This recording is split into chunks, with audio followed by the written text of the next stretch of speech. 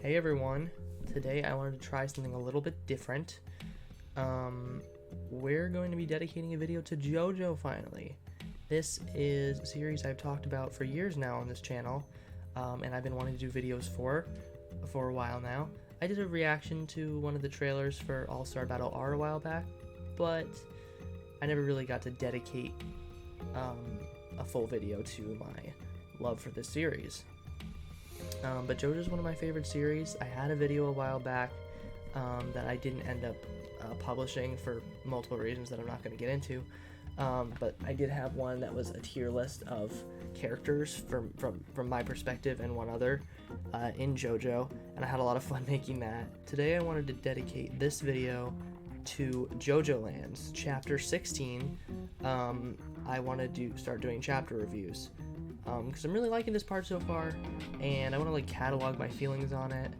I don't think this is gonna blow up or anything, but it's a good. I might rewatch them every now and then just to kind of refresh what happens in the chapters without having to go out of my way to read all of them again, which I wouldn't mind doing because it's really good. But you know what I mean. So yeah, let's just get into it. So if we start with the cover page for this month, it says the unending pursuit begins. It has a very kind of a weird pose for JoJo here, but it's a JoJo pose. I actually shouldn't say anything about that. It's a JoJo pose, but yeah, this chapter is called "That Girl's Bag's Groove" Part 1. Last chapter we saw this unnamed cancer stand that was attacking the group. It was infecting Usagi first, then Charming Man, then Dragona at the very end there. And we find out that stand's name is Bag's Groove. So before we kind of get back into the action immediately, there is a page, and kind of a page and a half, where they're kind of like recapping what happened.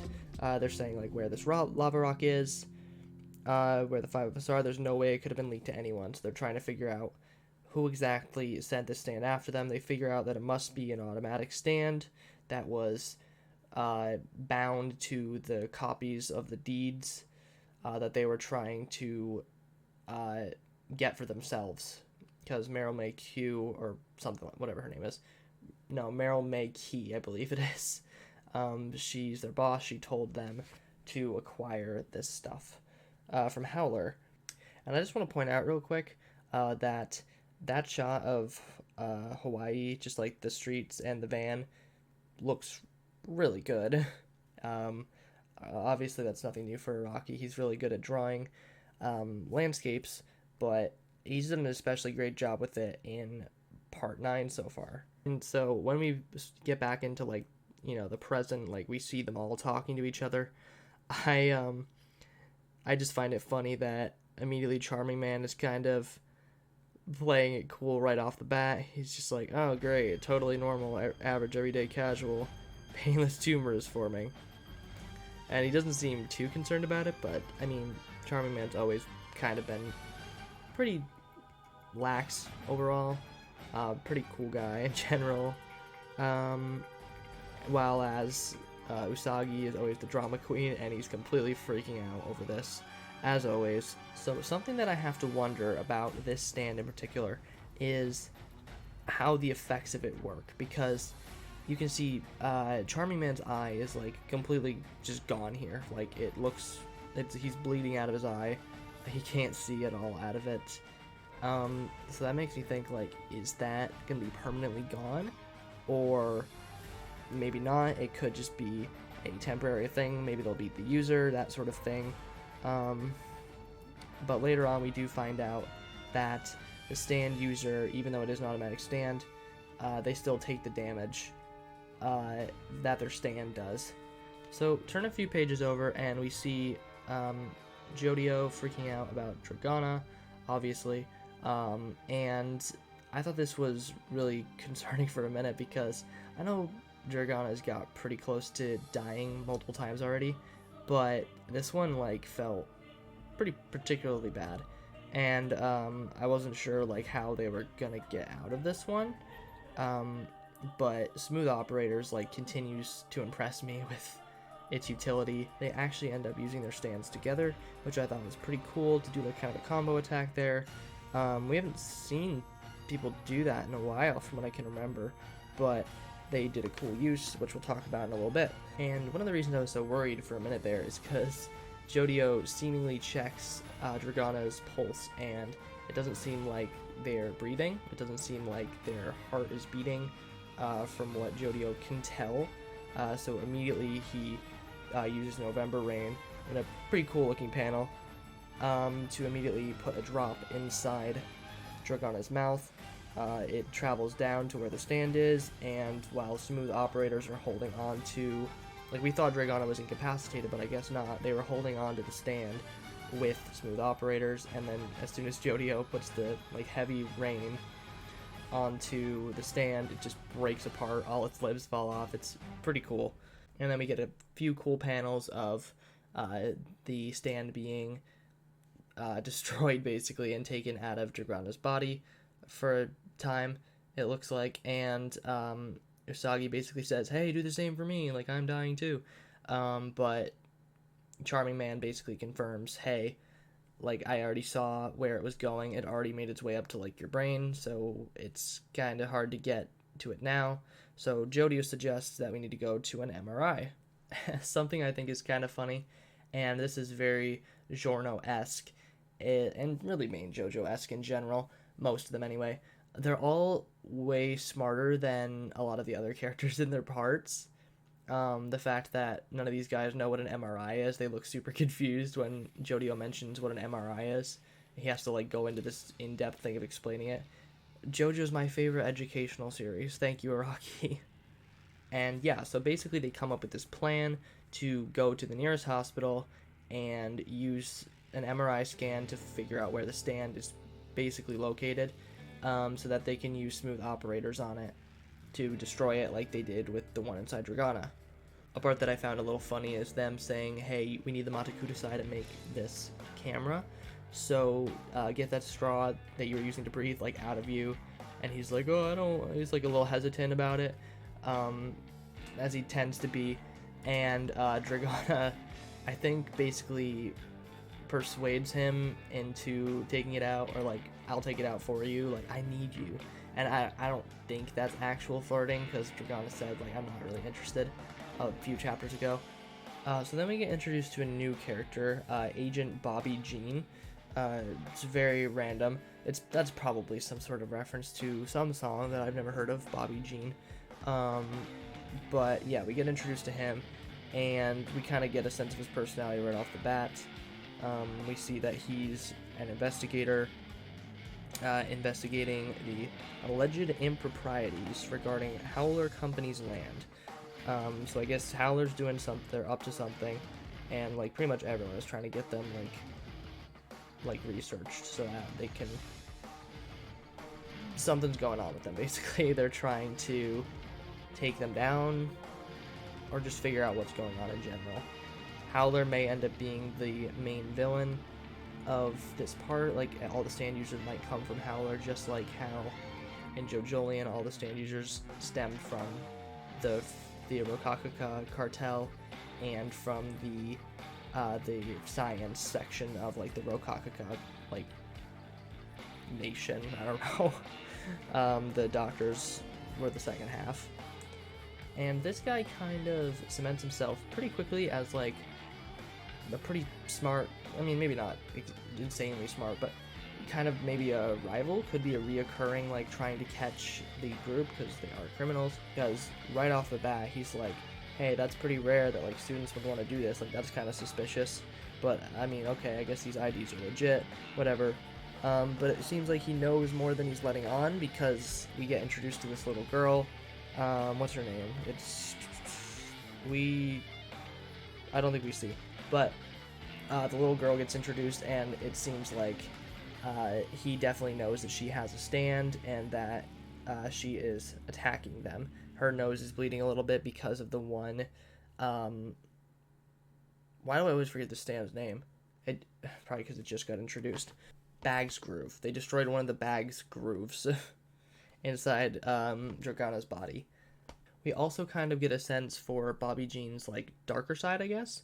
While he is trying to take down Howler, which seems like they're kind of an evil corporation, possibly, he also persuades one of uh, the cops here, the guards here, into just like parting with this weird hula doll that the girl wants. I don't know why. It could mean something later on, but probably not. It's probably just a fun little scene.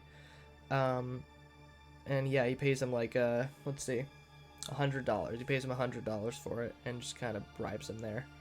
And something that we pretty quickly realize here is that the little girl is sinister in some way, because she switches from like, haha, I want this doll, to, hey, wait a minute, I figured this out. Like, why is there no footage of these people leaving? That's really strange. Who are those people? And then she like points something out in the background.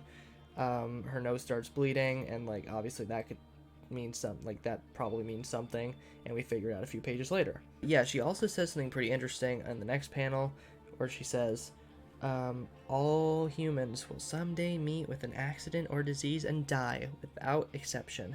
The way that she says that line makes me think she's some sort of not a human in some way, because she knows more than she's letting on for like a little kid, and she says stuff like that, like referring to all humans, which seems a little weird. I was thinking rock human, but rock humans kind of start at like an older age, so maybe not. So after that little scene, not a lot more happens in that little scene, so I'm just going to skip over it. We get back to the main group. They're trying to go to the MRI floor. They end up on the ICU by mistake, but then they find the woman from last chapter, or maybe 2 chapters ago at this point, the lady who was showing them the deeds, and she got infected with Bag's Groove.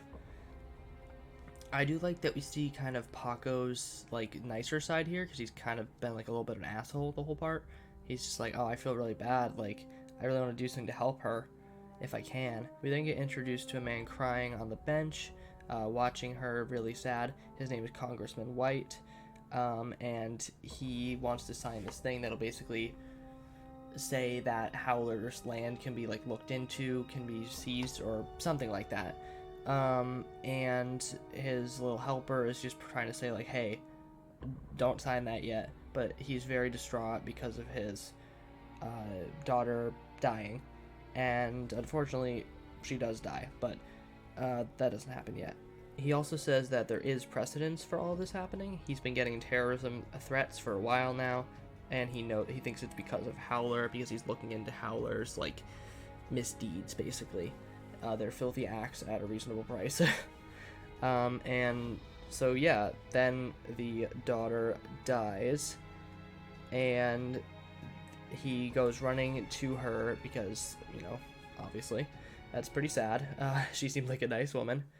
But he does leave the little document there. All he needs is his fingerprint to go on there, and like he can basically send that document out saying, I can go seize Howler's lands and like research what's going on there, basically.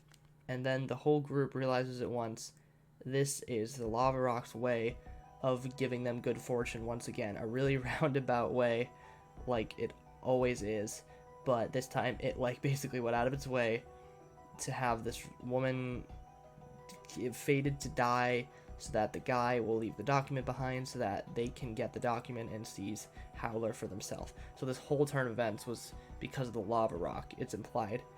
And then Jodio basically just says, do it, this is our mission. So Dragana is like, okay, uses smooth operators to move the fingerprint from like some other part of the tablet to the part that activates it, so it sends it up for them. And that is where the chapter leaves off. I think that's a pretty interesting place to leave it. Not really a bad cliffhanger by any means. I really enjoyed this chapter as a whole, and I liked that cliffhanger. I'm excited to read chapter 17. I'm just surprised we're in this far already. I mean, I took a big break from this part after reading the first 5 or 6 chapters monthly. I got a little bored of it.